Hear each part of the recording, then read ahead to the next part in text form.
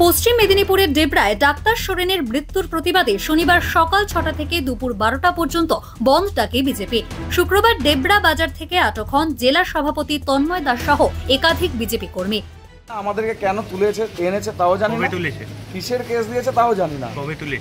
আমাদেরকে কালকে তুলেছে ডেবরা চক থেকে। ডেবরা চা দোকানে চা খেতে গিয়েছিলাম, চা খাওয়াটা মানে আমাদের কাছে এক অপরাধ।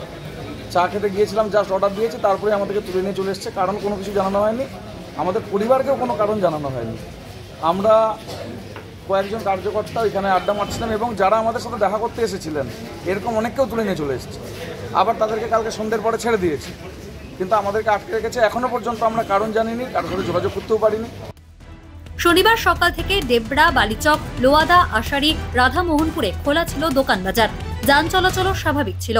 তৃণমূলের পক্ষ থেকে ব্লক সভাপতি প্রদীপ করের নেতৃত্বে মিছিল হয়। বন্ধের বিরোধিতা করে স্লোগান দেন তৃণমূলের কর্মী সমর্থকরা।